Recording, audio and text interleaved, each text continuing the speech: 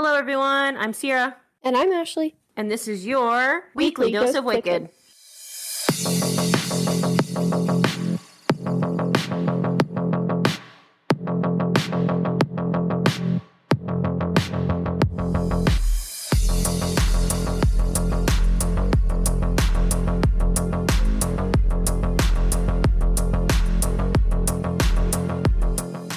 Hello, Governor. Hello, Poppet. Welcome to your Weekly Dose of Wicked. Yes, it's great to be here. We're having a weird week this week. We're recording on a Monday because I'm a slack ass and got us behind schedule. That's okay. We forgive you. Yeah. The only person it actually affects is me because I'm the one that now has to edit everything in literally 26 hours to be exact. Well, and me a little bit. You're messing up my mojo of the week. Oh, you'll be fine. Messing up your mojo of sleeping with your cat? Yes, exactly. I should be sleeping right now. Whatever. You'll be fine. You'll be fine. Anyway, this episode is going to air on September 21st, 2022, which means when this episode airs, I will be 30 years old. Everybody tell Sierra happy late birthday. Her birthday was yesterday. Yes, but I, like the true slacker that I am, did not realize it when we recorded last week that not only was it Ashley's birthday episode, it was also my birthday episode. So, wah. No shout outs for me on my birthday, but that's okay. I don't really care. I don't like birthdays. Well, we can tell her happy belated birthday. So hop on over to Facebook or Instagram or send us an email. We haven't gotten one of those yet. At weeklydoseofwicked@gmail.com. Woohoo! Anyway, moving on. I don't really care about birthdays. It's fine. We have very exciting news this week. We have lots of exciting news this week, actually. We do. It's a great week. Let's jump into it. It is. It's a fantastic birthday week that we have. First order of business. Ashley, we have a brand new Patreon. Pepperoni Patroni. Woohoo! Drumroll, please, Sierra. No, that's not how this goes. Why? I'm going to say her name. I know, but I have to say, joining us on the level of the moderately wicked, Erin Lindstrom. Woo woo! Yeah, girl, get it. I don't know, that was weird.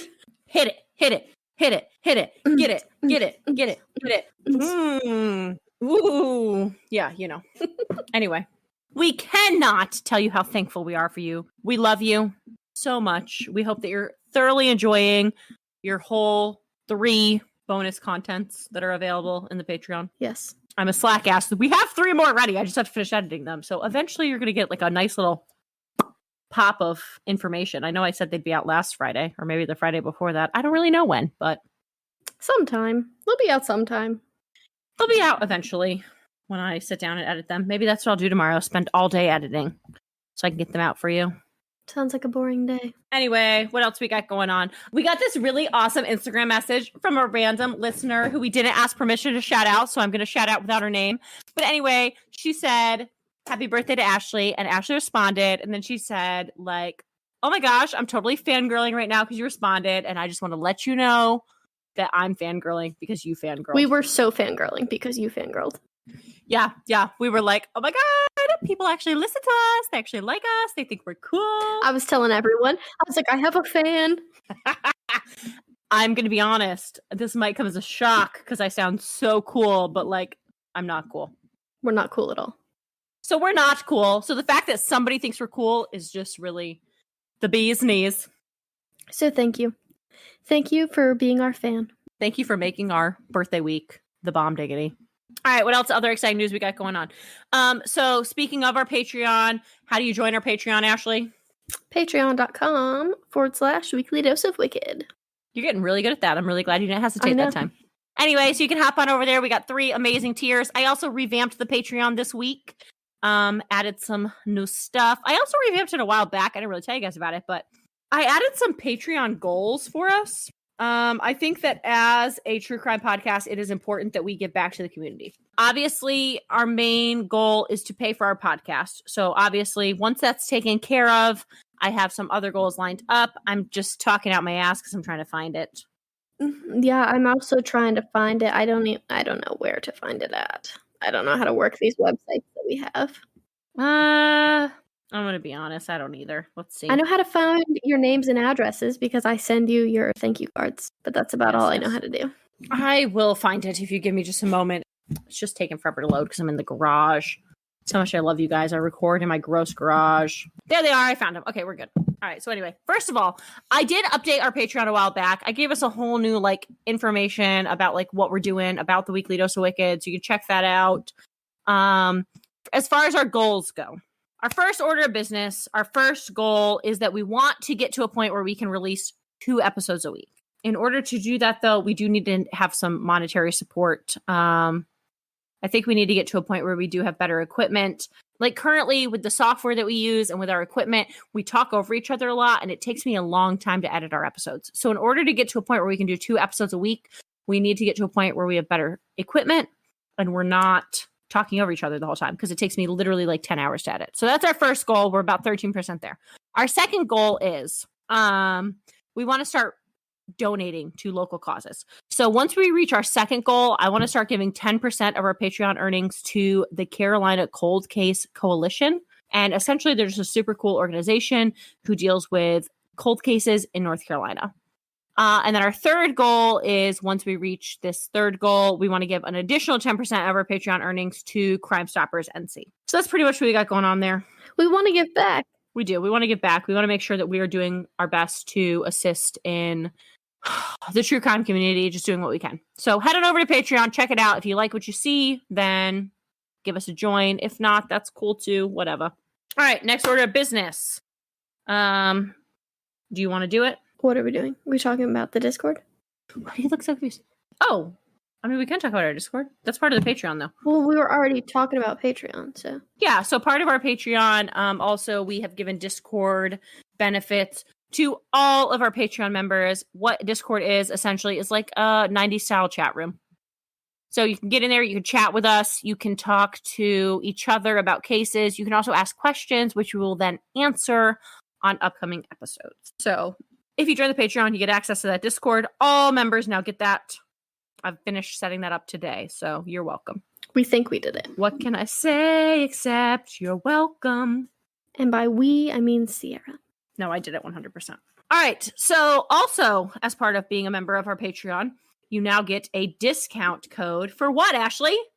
For our Etsy! For our Etsy page, where we have all of our fun merchandise that we've been just swooning over for months now as we've been testing it all out. Yes, because we had to test each and everything, obviously, before we could release it to you guys. Right. And we did make sure that everything that we have on there is of top-notch, high-grade quality. We approve. If we didn't approve, then we trashed it. We got rid of it. Yeah, and there were some things that we did trash. There were definitely some things we trashed, such as my tumbler. You threw your tumbler away? No, I didn't really throw it away, but I think I should throw it away because it really did not meet the quality standards that I would appreciate. No. It has multiple chunks of missing. It's not paint. I don't even know what it was. I don't know. It was trash. So we replaced it with a better quality tumbler, which we then tested as well. Much higher standard. Yes, much better. So with that announcement, you can head on over to Etsy. Our Etsy is, go ahead, Ashley. Etsy.com/shop/weekly dose of wicked. Yep. And we've got some super fun stuff over there. We got sweatshirts, we got t-shirts, we got long sleeves, we got tumblers, water bottles, coffee cups. Hats. Is that it? 3 different kinds of hats. Hats. Oh, the hats are fun. We got a regular hat, a distressed hat, a beanie. Yep, lots of fun. So head on over there and take a look. If you like what you see, you can buy some stuff. And if you're a member of our Patreon, you get 10% off on our Etsy. So all the more reason to join the Patreon. Join it up. That being said, we also want to announce a giveaway that we're going to be doing as a part of our Etsy launch. So you can head on over to our Facebook or our Instagram where you can find details on our giveaway. You got notes on what we're doing for that or no? I do. Of course I have notes. All right. So you go ahead. You go ahead and let the fine people know how to join the giveaway. All right. So what you're going to do is we're going to post on our Instagram and our Facebook on what you can do to get you some entries. So each person can get up to 4 entries. And then we're going to draw at random and you're going to get a fun little piece of merch if you win. Which we have already ordered and we have on hand. Yes. So you can do 1 of the following, 2 of the following, 3 of the following, 4 of the following, get you 4 entries. So you can follow us on Instagram. You can follow us on Facebook. you can share our post on Facebook, or you can leave us a review on either Facebook or Apple Podcasts. You know how much we love those reviews. Yes, we do. Yes, we do. So yeah, you can get yourself up to 4 entries, and then we will draw a winner at random for some weekly dose of Wicked merchandise. So yeah, and it's a good one. Our Etsy shop does also have a 5-star review. Did you know that? I did not. One of our lovely Patreon members has already ordered an item off of our Etsy because our mother went ahead and spilled the beans and let all of our family members know we had a Etsy shop. So we had a few Patreon members who have already ordered.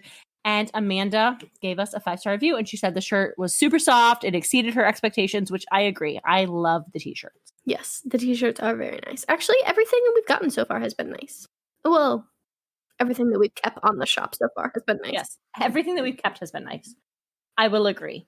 But she said the t-shirt was great, and I agree. I love the t-shirt. It's super light. The printing on it is fantastic. It is not screen printed. It's not vinyl. It's DTG, which stands for directly to garment or direct to garment. So essentially they just print it directly on the shirt. I'm a big fan. The shirts are very lightweight, which is great for us in the South because it gets hotter than the devil's butt crack. Yes, it's nice for the summer. It's nice for the fall. You can put a little cardigan on. It's nice for the winter. You can put a nice jacket on. Yep.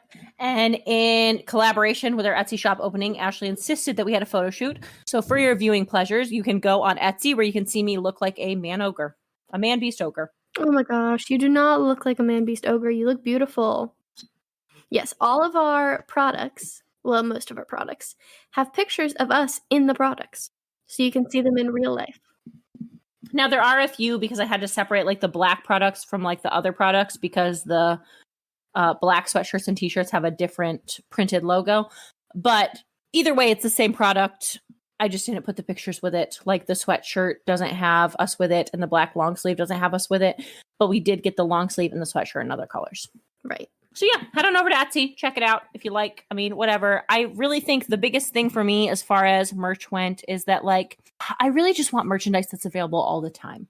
I really hate when it's like, surprise, merch is available for a week. And then if you're broke, you miss out. I want all of our people to have access to it all the time. So that's why we went with Etsy. We're using direct drop. What's it called? Drop shipping? What's it called? I think it's called drop shipping. Yeah. So we're using like a drop shipping manufacturer where they manufacture all of our merch for us and they ship it directly to you. So it does take a little longer than I would like for it to arrive, but that keeps our costs low so that we are not holding on to a bunch of merchandise that we can't afford to hold on to. So anyway, over to Etsy. Check it out. And also that keeps your price lower because that's one thing I really hate, you know, like podcasts and like whatever TV shows, like their merchandise is so expensive. It's like $60 for a sweatshirt. And as much as I love them, I'm not paying $60 for a sweatshirt. I will. So our sweatshirts, well, I know you will, but we've tried to keep things low in cost. So Yes. Our sweatshirts are $45, which is still a little pricey, but much better than $60. Yes, it is a little pricey, but we literally aren't making diddly squat off of the stuff. No, not really. It's mainly just for you. It is. I mean, we did increase like the price point a tad to compensate for fees from Etsy. But yeah, and then also to compensate for like discounts for our Patreon. So anyway, whatever though. I mean, I think that everything's pretty fairly priced. It says on Etsy that 3 people have our shirt in their cart. I thought all 3 people were you. Why would they all be me? Because remember we were like adding stuff to your cart that one day? Oh, maybe. I don't know. I did see that though. And I was like, oh, that's cool. But I was like, that's probably Ashley. Yeah. Okay. I forgot about that. It might be. It might be me. Are you wearing your weekly dose of Wicked hoodie right now? Heck yeah, I am. I was wearing my weekly dose of Wicked sweatshirt, but I got really hot in this garage. So I took it off. Well, I'm in my freezing cold guest room. So the air vent is like right blowing on top of me. All right. Last order of business before we jump into this case. Please go on Apple and leave us a review, please. We have 20 ratings, 9 reviews. I just really want some reviews on there, please. So if you could just go on over to Apple, give us a review. I'd appreciate it. All right, let's jump into our case. You ready? Woohoo, I'm ready. All right, so this case goes out to Alan Harrington. Alan Harrington, if you're listening, I know you are. Alan Harrington is our father, and he is also a member of our Extraordinarily Wicked. And as many of you know, as a member of our Extraordinarily Wicked, the first 10 people to sign up, we currently have 5. So there's 5 more spots. You get to select a case of your choice for us to cover. We posted that, and our father literally responded within 40 seconds with what case he wanted us to cover. This one's for you, Dad. And then he said, I'm a true crime junkie and I didn't even know it. Yeah. So he has requested Brittanee Drexel. And Ashley and I decided that I would cover it because I have an extreme passion for Brittanee Drexel's case. And Ashley apparently has no idea who she is. That's not true. I do know who she is. I just don't know, like, all of the details. Okay. I have an extreme passion for Brittanee Drexel. So that is why I covered her. So here we go. Dad's been patiently waiting for this for like 2 weeks. And he's literally asked us like every day, or at least me, every day when we're going to cover it. So Brittanee Marie Drexel was born on October 7th, 1991. So happy early birthday to Brittanee Drexel, because her birthday would literally be in 2 weeks. And she would be 31 years old, which is kind of heartbreaking to me. Super heartbreaking. Brittanee Drexel went missing on Saturday, April 25th, 2009 from Myrtle Beach, South Carolina. We already know from a few episodes ago Ashley's disdain for Myrtle Beach, South Carolina. I'm just saying, there are much better beaches in the world. Okay, well, that's where she was. She went missing from Myrtle Beach. At the time, she was just 17 years old. Brittanee was a resident of... Now, this town is spelt like chili, like the soup, or like the chili, like the stew. I don't know, whatever chili is. New York. But it's actually pronounced Chile, Chailai, based off of my Google search. So Brittanee was a resident of Chile, New York. She was the oldest of 3 and remembered as being an amazing big sister who just doted on her younger siblings. So she was very much like me. Always gotta toot your own horn. I do. Anyway, Brittanee, her mother remembers her as being just a fun girl and full of life. Brittanee's mother, Dawn, and her biological father, John, whose last name I'm not even going to attempt to pronounce. It was a whole bunch of random letters. I could not even begin to pronounce that. It was of Turkish descent. So we're just going to leave it at... I think you should try. No, we're just going to leave it at Dawn and John. Okay. Anyway, they had Brittanee very young. And John was not really in her life until actually just a year before she disappeared. So essentially, like, Brittanee's mom, Dawn, got pregnant. They stayed together for a few years. He pieced out, and he wasn't a part of Brittanee's life. He actually moved, I think, to Florida.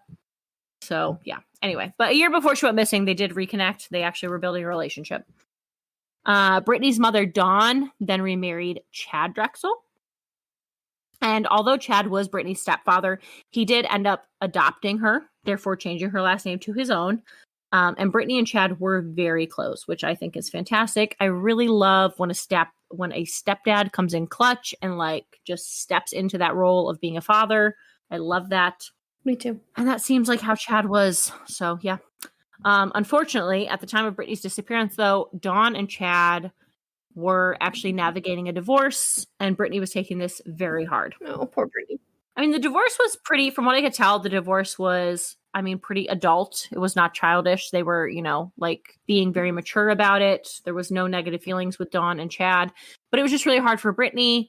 I mean, Chad had been in her life since she was little. He'd adopted her. Honestly, even though he was a stepdad, he was more of a real father to her than anything. Right. So, have you seen Brittanee Drexel? I don't know. Maybe.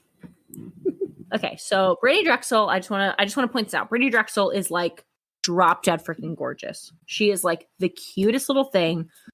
I love her. She's freaking beautiful. She's super petite, tiny little thing. She's just 5 feet tall, weighing like right at 100 pounds soaking wet.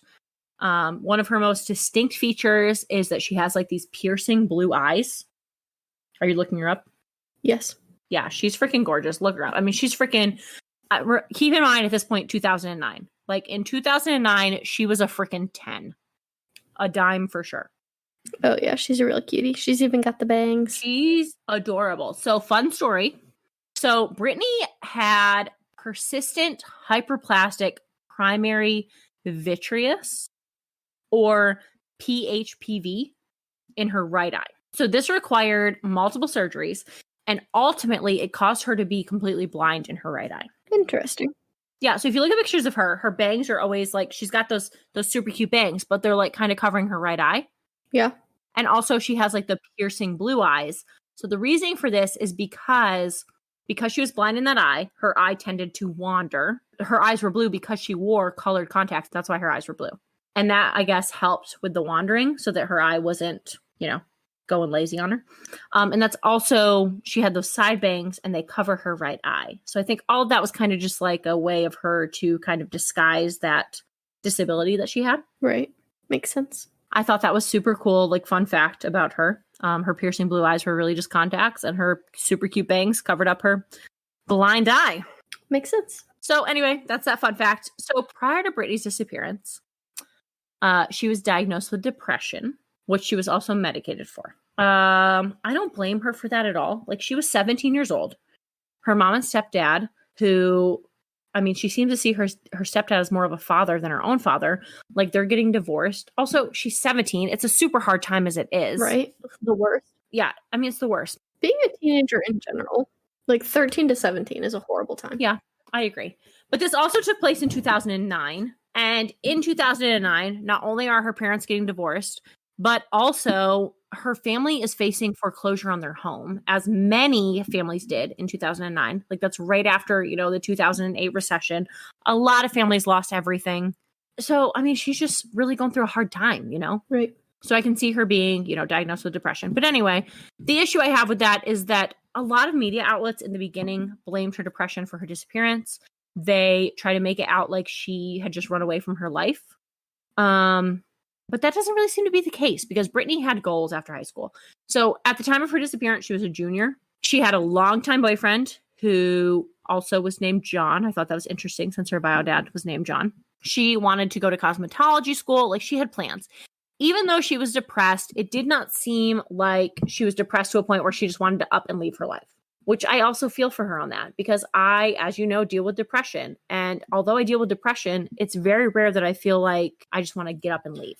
I mean, that's like always the excuse. And that's one thing that drives me crazy. Like, oh, they're depressed, whatever. They hate their lives. They want to leave it. They ran away. How many people are actually running away? I don't really that often.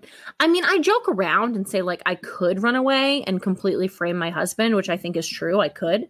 But like, I'm not actually going to do it. It's just a joke. Right, but like all of the time, the media, the cops are like, oh, they must have just ran away. They're not actually missing. I would like the statistic of how many people actually just run away. No, I agree. But there are quite a few, like in the beginning, a lot of news articles and media, like they blamed her depression for her disappearance, saying that she just had run away from her life, which I mean, to me also kind of pisses me off because like I said, like I deal with depression. How often do I actually think like I should just run away and everything will be better?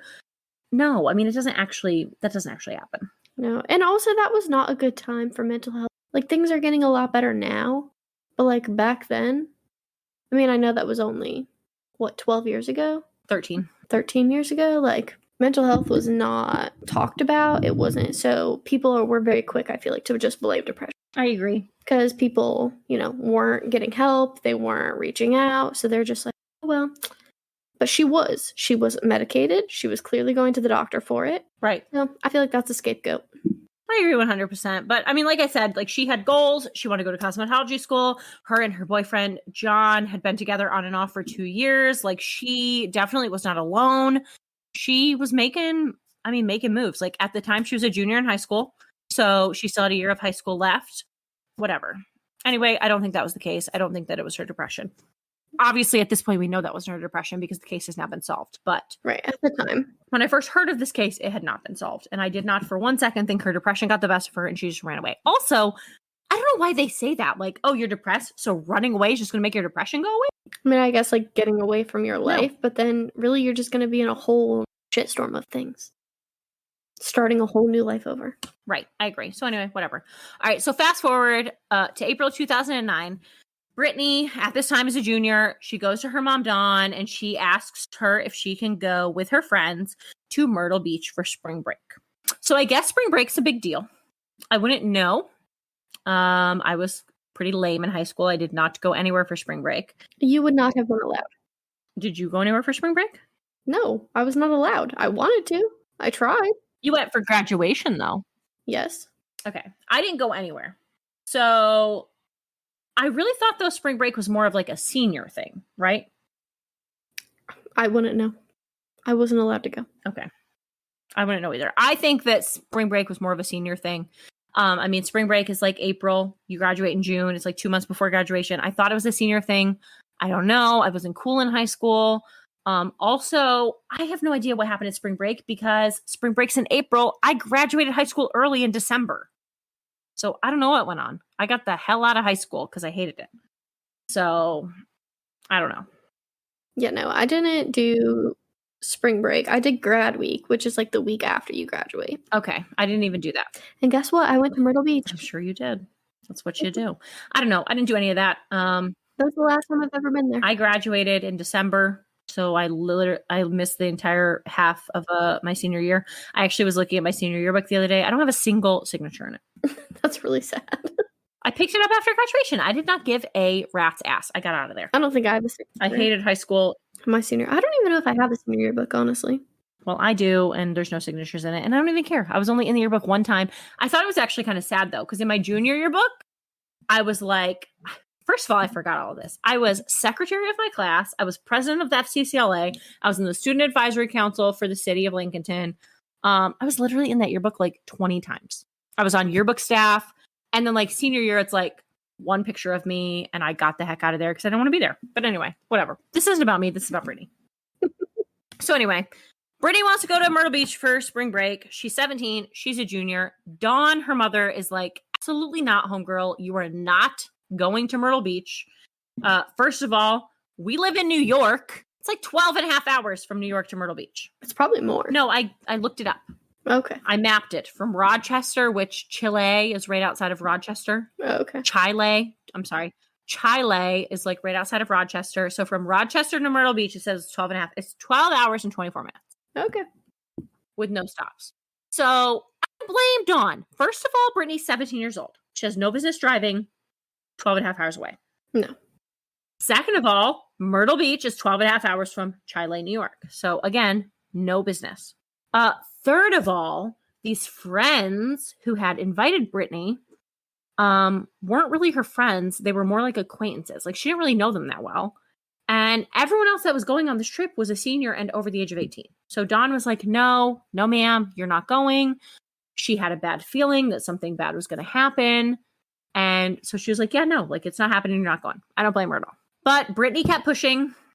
Good for Dawn, though. She did not give in. She was like, no, like you're not doing it. I don't care what you say. You're not doing it. I have a bad feeling you're not going.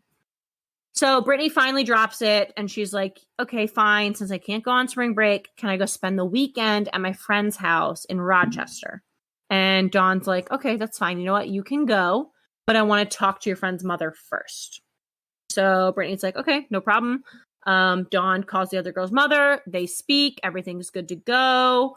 And so Brittany heads on to Rochester to hang out with her friend. Actually, though, Brittany lied, as I'm sure you are shocked to find out. I'm so shocked. So Brittany actually had one of her friends pretend to be the mother. Oh, of course she did. She headed to Myrtle Beach with her friends. Bad call, Brittany. Yeah. So from here on out, we're going to use the term friends. It's going to be a very loose term, okay? Because I don't know your feelings, but these people that she went to Myrtle Beach with were not her friends. They were full-on trash bags. And this is why I'm so passionate about the case. Because honestly, I'm just going to let you know, it pisses me off. All right. So Brittany obviously did not tell her mother she was going to Myrtle Beach. She told she was going to Rochester. She did, however, tell her boyfriend, John, where she was going. And of course, being a good boyfriend, he agreed not to snitch on her. Well, at least someone knew. Yeah, somebody did know, which is good for I mean, kudos to her for making sure someone knew. But she actually asked John if he would go with her. And as much as he wanted to go, he had to work over spring break and he couldn't make it. Really sad. I think from all of the interviews with John, he seemed like he was a fantastic boyfriend. And I really just feel heartbroken for him because you can tell that like he has a lot of survivor's guilt. Like he feels like had he went with her, she would have come home safe. Oh, yeah. That's the worst. And Obviously, there's nothing he can do about it. And really, there's nothing he could have done about it then. Like, he didn't know she was going to go missing. But you can just tell he truly loved her. And he always had her best interest at heart. And you can just tell, like, he feels guilty that he wasn't able to go with her. So. Yeah, that's sad. It is really sad. So the group left on Thursday, April 23rd, and they drove down to Myrtle Beach, South Carolina. The girls had reservations at the Bar Harbor Motel, which is a 2-star hotel directly on the beach. So the first mistake is they stayed in a 2-star hotel in Myrtle Beach. I mean, probably most hotels in Myrtle Beach are 2-star. Like, a lot of people that go there are, like, partying kids, I feel like. I know, but you really hate Myrtle Beach, don't you? No, I mean, it is a nice, fun party location. I am not a beach partier. All of the hotels in Myrtle Beach are 2-star.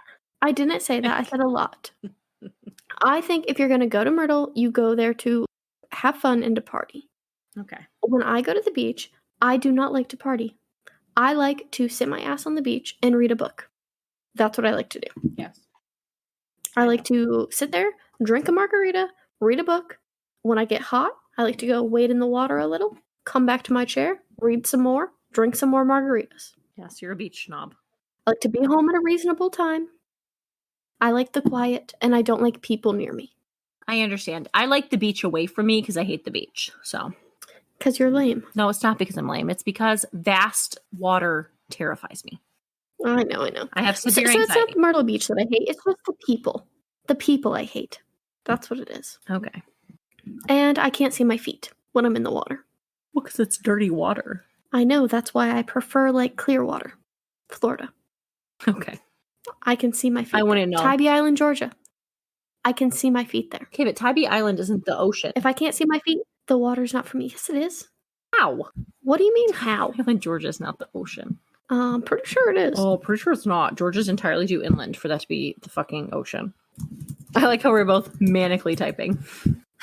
I mean, is it? I just don't think it is. Oh, I guess it is. I guess you're right. Yes, it is. I guess Savannah has, like, a huge port. I guess you're right. Okay, I apologize. I was thinking it was more inland than that. I apologize. I was wrong. You were right.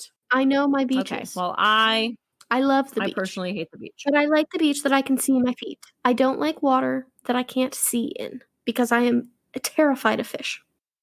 And crabs and sharks, terrified. Okay.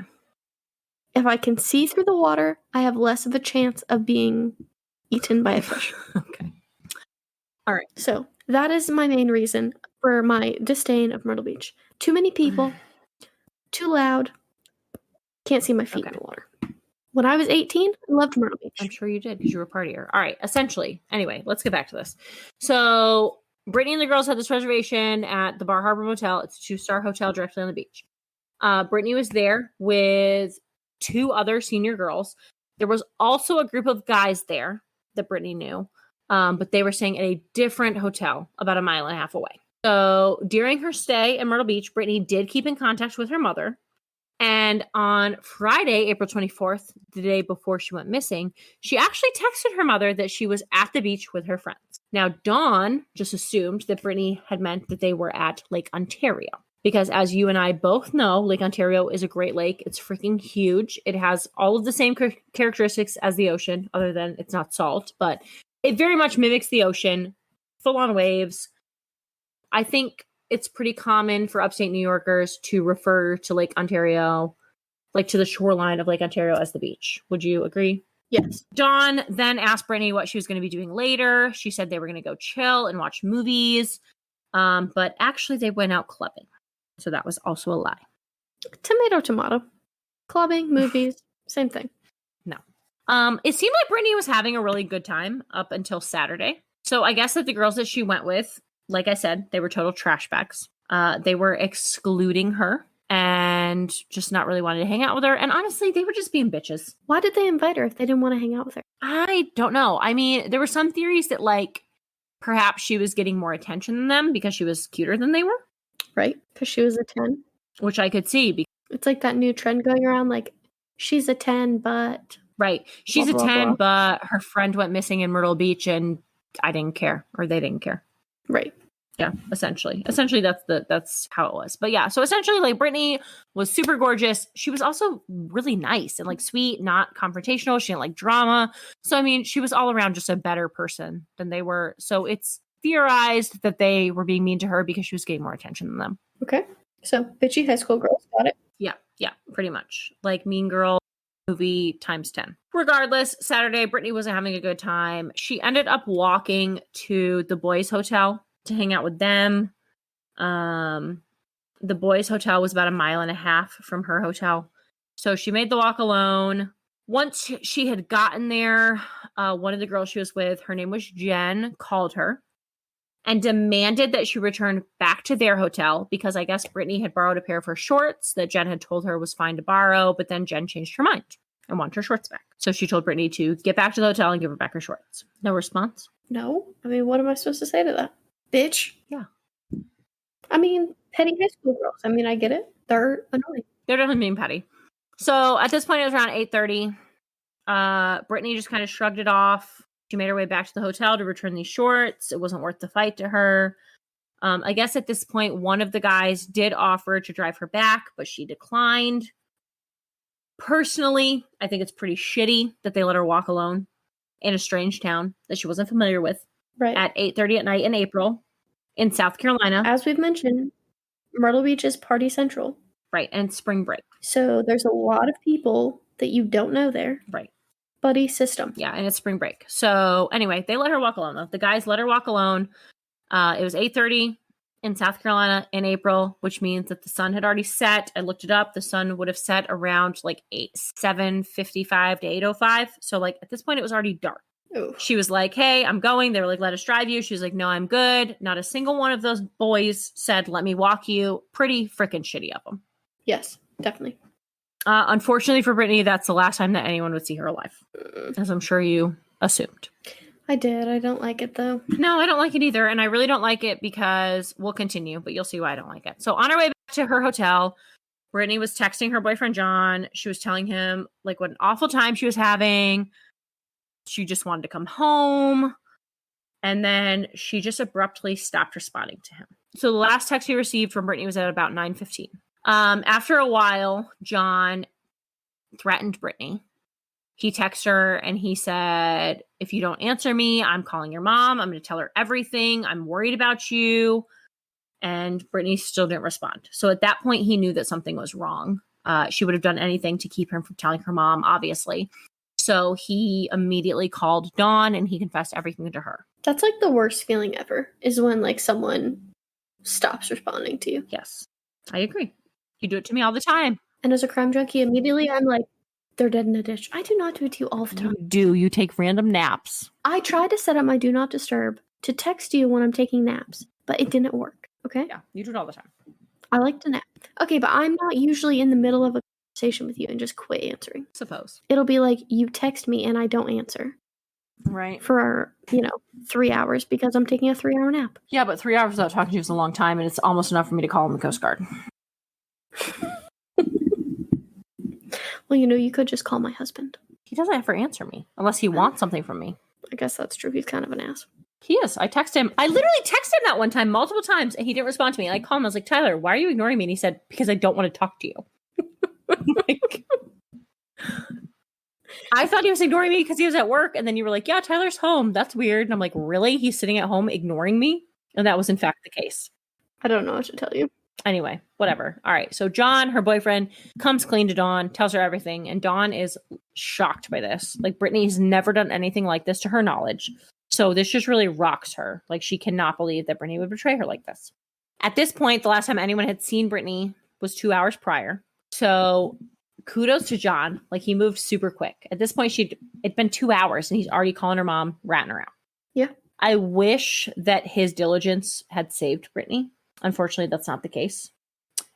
And thus begins an investigation that's going to remain open for 13 years. Oh, yeah. They just found him, right? They just, 4 months ago. Yeah. Yeah, that's what I thought. And this was 2009. So yeah, pretty crazy. But anyway, at this point, the case, like we just said, at this point, the case has been solved. But I am just going to go through the investigation from the beginning, just so that we don't miss any of the important parts. So Dawn immediately jumps into action. She reports Brittanee missing with the Rochester police. I don't really know why she reported her missing with the Rochester police. I'm not really sure why she didn't call Myrtle Beach. Probably just like that was her instinct, was go to the police department, and that's what police department is near her. I guess, but I don't know. So anyway, she reports her missing to the Rochester police. Dawn and Brittanee's boyfriend John then make the trip to Myrtle Beach to look for Brittanee themselves. So they actually arrive in Myrtle Beach the following day on Sunday, on Sunday, April 26th. I was going to say September, but that's wrong. Yes, that's very wrong. So they arrived there the following day. Initially, though, law enforcement did not take Brittanee's disappearance seriously. It hadn't even been 24 hours at that point. But Dawn was persistent, so they did end up opening an investigation in hopes of finding Brittanee, which just goes to show you the squeaky wheel gets the oil. When you're ever in this kind of situation, just make enough noise that they listen to you. Because if you keep quiet, then they're just going to dismiss you. If you keep causing problems, they'll do what you want. That's my motto in life. That's why I nag my husband. I'm sure he agrees. He said, a day without me bitching is a bad day. So I guess that's true. I think he agrees. Anyway, though, I mean, good for her. I'm proud of Dawn for making such a fuss. Yeah, that's great. It would have been easy just like go look for herself, but no, she wasn't having it. She made a fuss until they opened an investigation. So police are able to locate Brittanee on surveillance footage at the Blue Water Resort, which is the hotel where those guys were staying that she went to go visit. It's the last place that she was seen alive. So they find her on the surveillance footage at the Blue Water Resort, which is where she was last seen. It's where those guys were staying. She is seen entering the lobby at 8:30 p.m. At that point, they can see that she has her purse with her. She's on her cell phone, so they know that she has her cell phone. She's then seen leaving the hotel lobby at 8:40 p.m. So she was only there about 10 minutes. Given that information, police then also check another surveillance camera that Brittanee would have had to have gone through in order to get back to her hotel. And she was caught on that surveillance footage going to the boys' hotel. She was not caught on her way back. So that's able to help them narrow down the time frame of when she went missing, as well as like which points she went missing between. So they have a smaller window to check. Like I said, from one hotel to the other was about 1.5 miles. So they know that she went missing somewhere between those two surveillance points. Police do initially talk to that group of guys, but they do rule them out as suspects pretty quickly. The boys tell the police how Brittanee had come to hang out with them and that she had left pretty quickly because Jen had called and demanded that she return her shorts. They told police that they were in their room watching a baseball game that night, and their alibi does check out because there's no surveillance footage of them leaving the hotel after Brittanee.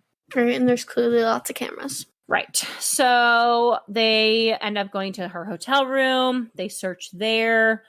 At her hotel room, they find all of her belongings except for the clothes that she was wearing, as well as her purse and her cell phone. And they know that she had her purse and her cell phone on her because they were in their surveillance footage.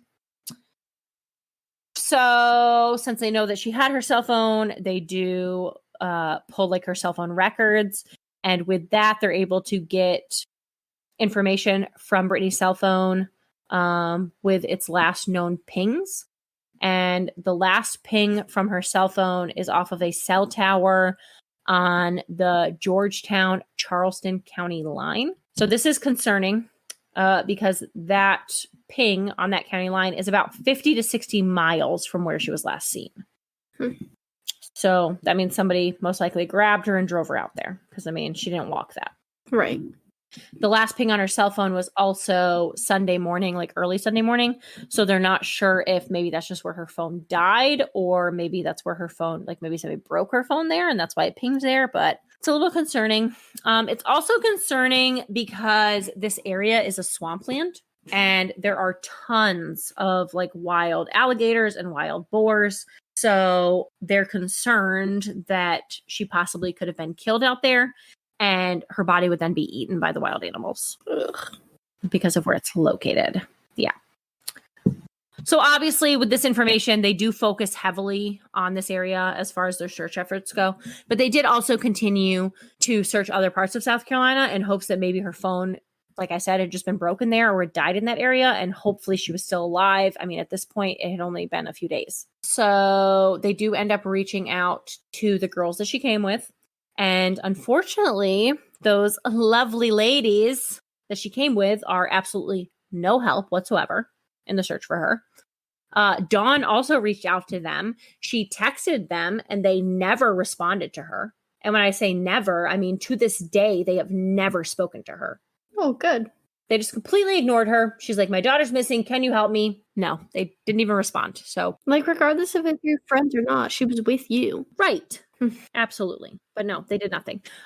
They also didn't help the police. When the police called the girls, they were like, hey, do you know where Brittanee is? And they were just like, nah, we don't have any idea. They didn't even ask, like, is she okay? Why are the police calling? They just were like, yeah, no, we don't know. And they showed no interest whatsoever. Also, they randomly changed hotel rooms the day following her disappearance. That's kind of weird. Yep, they gave no reason for that whatsoever. They just switched to a different hotel. Sketchy. So essentially, they're just really trash bags. They're just awful, absolutely awful girls. I'm hoping that now that like the investigation, like now that they actually have this solved, maybe those awful trash bag girls will get like called to testify and maybe we'll get some information out of them, but it doesn't seem very likely. Right. Yeah. So anyway, I lost my place. During the investigation, the police do end up receiving these really weird videos from this guy that Brittanee had met in Myrtle Beach. I didn't see the videos, but based off of everything that I read, they were pretty creepy. Like, it seemed that they were recorded without Brittanee's knowledge. So one of the videos is like Brittanee sitting on the edge of the bed and she's texting and like her hair's in her face and she's like looking at her phone. So it doesn't appear that she like even knew she's being recorded. And in the other video, she's standing on the balcony also texting. So just kind of weird. But it ends up that both of the videos are timestamped from the night before she went missing. So even though like this creepy guy recorded her without her knowledge, they also clear him as a suspect. And he just sent him to the police? Like for funsies? No, he saw that she was missing and he had met her the night before. So he was concerned that maybe he was the last person to see her alive. So he like gave them to the police. He was trying to be helpful, but it really just made him look creepy. Right. Yeah. So obviously at this point, the police and Dawn are getting super frustrated. Like there's a ton of people that could help them in this investigation and they're just not being helpful at all. Right. Fast forward, May 11th, 2009, so about 2 weeks later, Dawn and Chad Drexel go on the Dr. Phil show. And they plead for information about their daughter's disappearance. On June 6th of 2009, Brittanee is featured on America's Most Wanted, really being brought to the forefront of the media. Right. They're doing all the right things. Yes. In the months following Brittanee's disappearance, Dawn, her mother, also ends up relocating to Myrtle Beach to continue the search for her daughter. And she also said that it really just made her feel close to Brittanee. And honestly, that really just broke my heart. Yeah. That she uprooted her whole life, moved to Myrtle Beach. Yeah. All because her 17-year-old daughter lied and took a vacation she wasn't supposed to take. And I mean, really just uprooted their whole life. And Dawn knew something bad was going to happen. She told her. Right. She told her not to go. But of course, she's a teenager. So what is her mom? She doesn't listen. Yeah. So anyway, as the months pass, though, the investigation just really doesn't go anywhere. Eventually, some fishermen end up finding a pair of knockoff Prada sunglasses in the area where Brittanee's cell phone had last pinged. And they did actually match the description of Brittanee's sunglasses. So they do admit those to evidence. In June of 2010, so a little over a year after Brittanee's disappearance, Brittanee's high school gives Dawn an honorary diploma, which I really just thought was extremely sweet of the school to do. Yeah, that is really sweet. I'm sure that meant a lot to Dawn. I'm sure it did. In the same month, June of 2010, a 20-year-old woman is nearly abducted in close proximity to where Brittanee is believed to have been abducted. And Dawn and the police really jump at this information in hopes that it's somehow connected to Brittanee's disappearance. The young woman says that two men tried to grab her and throw her into their van, but she was able to elbow one of them in the face and get away. So in August of 2011, a whole year after that, police searched the apartment of... Oh, I just missed a whole line. I'm so sorry. Back it up. That was nice. So I know. So anyway, this woman elbows one of them in the face and she gets away. Police then arrest Timothy Sean Taylor. Unfortunately, though, the charges are dropped, so they no longer think that he was involved in Brittaney's disappearance. Remember that name because it's going to come back up. Noted. Stick that in your back pocket. Will do.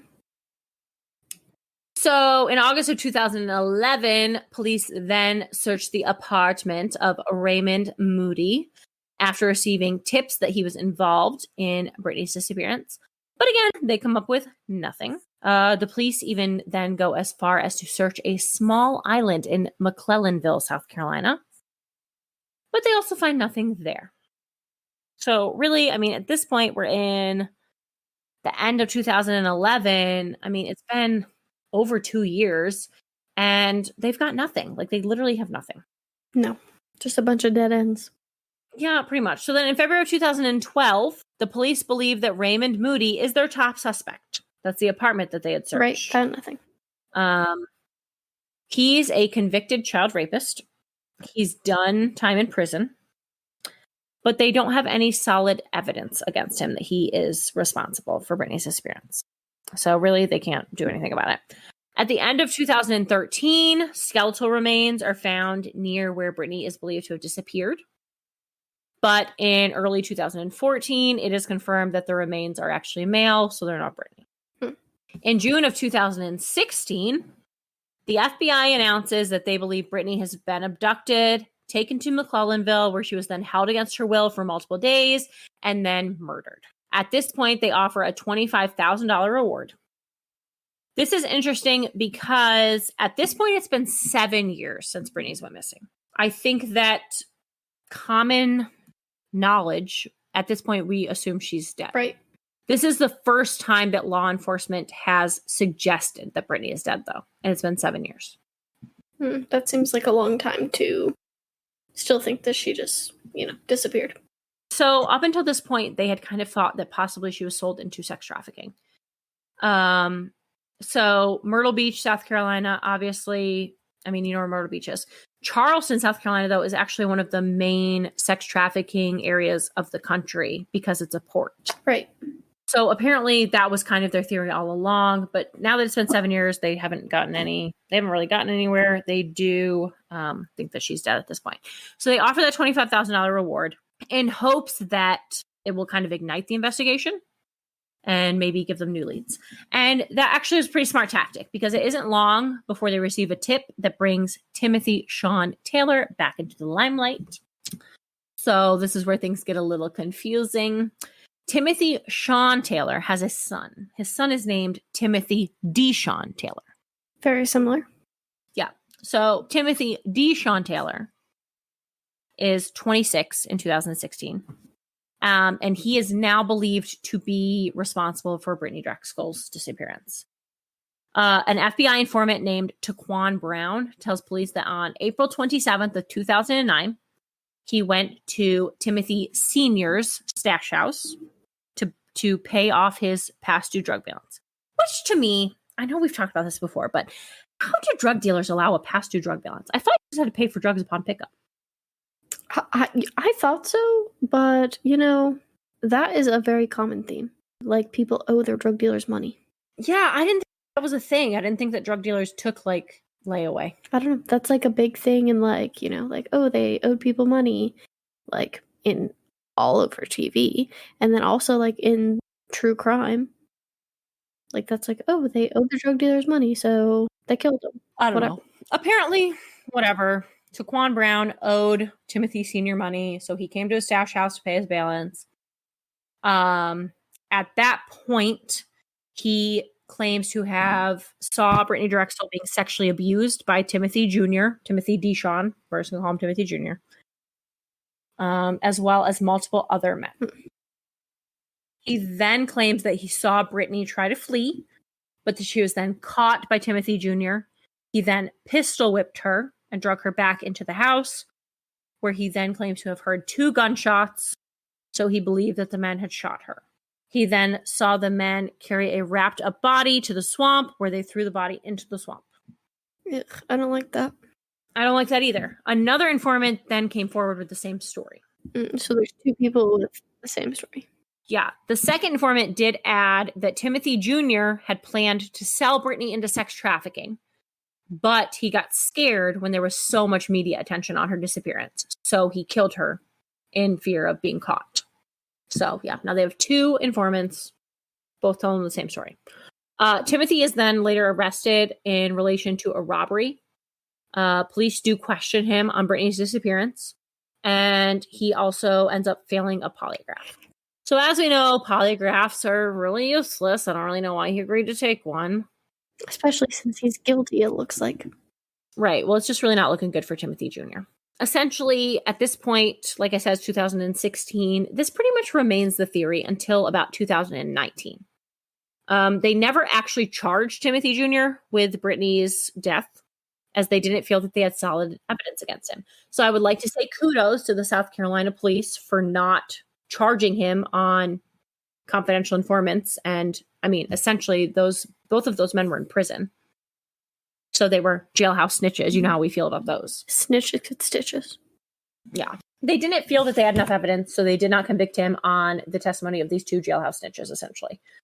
So kudos to them for, actually trying to do their jobs and get real evidence. So in 2019, Taquan Brown comes forward and he actually changes his story. He said that he did see Brittanee Drexel. He actually saw her 4 times, but it wasn't with Timothy Jr. It was actually with this guy named Nate, and this guy named Nate had her. So he completely pretty much changes the story. He keeps the story the same, but he changes Timothy out for this Nate guy, and police are never really able to identify who Nate is. Interesting. So there are rumors that Timothy Sr. and Jr. essentially were threatening Taquan and saying they were going to kill him for, snitching on him. So there are rumors that it was out of fear that he changed his story. Makes sense. I mean, it does, but whatever. Essentially, though, it ended up not being a reliable lead. So it's a good thing they didn't charge him, I guess. Because actually then in May 4th of 2022, Raymond Moody is actually arrested for the disappearance of Brittanee Drexel. So you remember Raymond? They searched his apartment. They didn't find anything. He was their lead suspect. So Raymond actually at this point has come forward. He's confessed to the murder of Brittanee Drexel. There's not a ton of information out about it. I want to say probably because it's still ongoing as far as conviction. But essentially Raymond Moody, at this point, he's in his 60s. At the time of Brittanee's disappearance, he was late 40s, I think 45 or 46. He had already spent 21 years in prison for sexual assault on 7 different victims, ranging in age from 5 to 17. It's gross.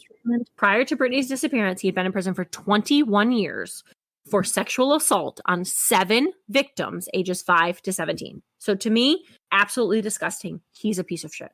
Well, yes, he's definitely a piece of shit. He never should have been let out of prison. One of his victims came forward and said that it absolutely devastated her that they let him out because now he was just free to do what he did to her to other girls. Right. Unfortunately, that's how it works, though. So, yeah. So essentially, yeah, they let him out of prison. One of the main reasons why police were led to him, apparently during the initial investigation, when they initially had him as a suspect, he claimed to have been out of town on the day of Brittanee's disappearance. But dumbass got a ticket the day after she disappeared in the same area that she had disappeared in. So clearly that was a lie. He was not out of town. So they knew that his alibi did not check out.